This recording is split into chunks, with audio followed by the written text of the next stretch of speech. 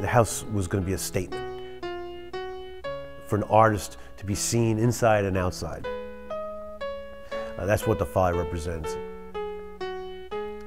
But I think the fact that he put so much of himself into the house is really the reason why it is so unique and charming and elegant and glamorous and really one of a kind.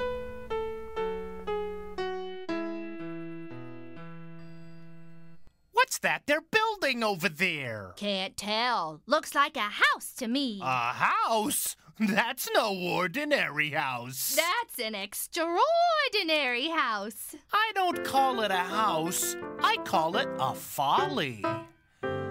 It's the strangest house in the happiest town.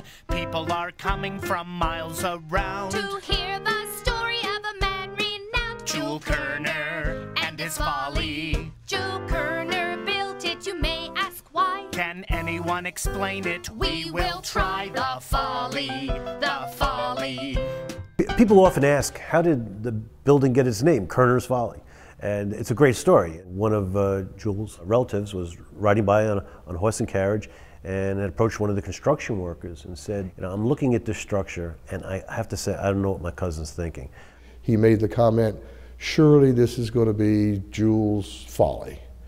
When Granddaddy Korner heard that, he liked that, thought it was a good name, and so he himself named it Korner's Folly.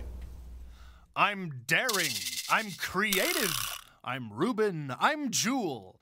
With dash and panache, I break every rule. I think he was clever. I think he was a very conservative individual, no question about it. He was very Victorian and took pride in that. But I think he also had a little touch of humor in himself. And I think a lot of what we see in the Folly today is due to his sense of humor. I think he was an extremely industrious individual, as can be seen by his work with the Bull Durham advertising as well as with building the Folly. My name is Jule Korner. Now what do you think? I have an alias. I'm called Reuben Rink. An artist in my own right, I've created a stir with paintings on barn sides. I won't say what they were. Probably his biggest claim to fame is for the Blackwell Tobacco Company. They probably spent about 3 or 4 years working on these projects, painting giant bulls on the sides of barns, buildings, rocks, anywhere they could. He would have his teams paint these bulls very anatomically correct. These are Victorian times. And then he would write a letter to the editor of the local newspaper pretending that he was a young lady from the town and explain how appalled she was that somebody would paint something like that here in town. He was the one who stirred up stories about the bull in order to get people riled up. I think that gave him a great sense of pleasure. But nevertheless, one could never guess what this artist-designer would come up with next. Korner's Folly was built by Jule Korner in 1880. Jule originally planned the house to be his bachelor quarter and his artist studio. At that time, he had come back to Kernersville after studying in Indiana and Pennsylvania to develop his talent and his skills as an artist and interior designer. He was using the Folly at the time as a mechanism to market his product. And so I think that he would bring folks here to the Folly to show them what he could do. Every doorway is different, every window is different. There are 15 unique fireplaces. We can ask his clients and get feedback what they were looking for in terms of what they would like to have done for their custom home. So it was really quite unique.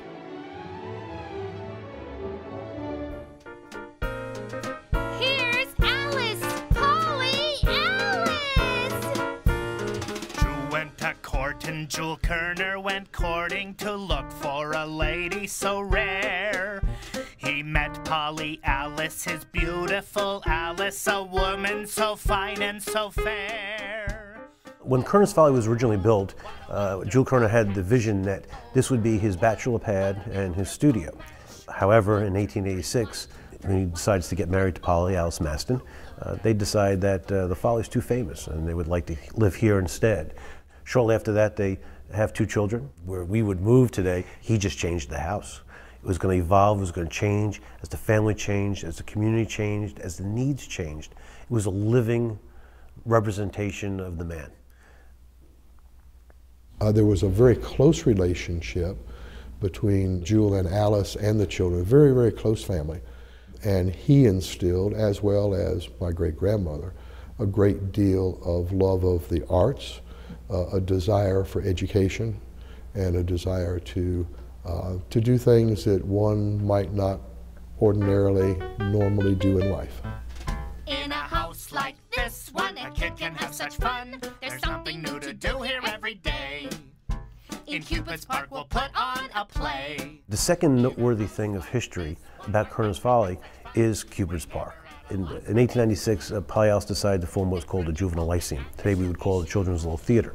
The juvenile lyceum originally started downstairs in what we call the long room, just off of the ballroom.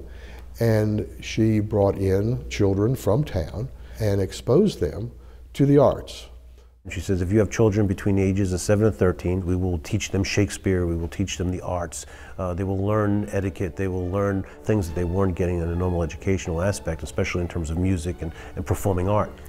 What she did not anticipate was that the first year, in 1896, she had 42 children sign up for that participation.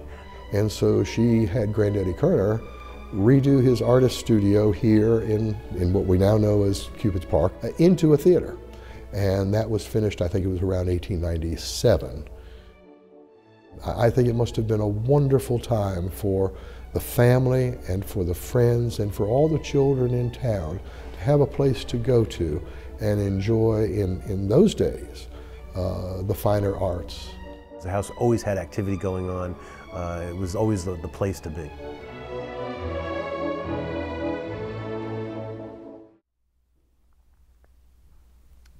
I often wonder what it would be like to meet the individual. Like, I come through his house several times a day. What personality, what kind of individual created such an incredible structure and opened it up to the community. And he would like to know people are coming to the Folly. A home. Such a home. A theater. Cupid's Park. A place for people to gather and play, and it will still see a brighter day. See the surprises up and down. The corners, dormers, look around. 22 rooms, 7 levels, oh my, the Folly, the Folly.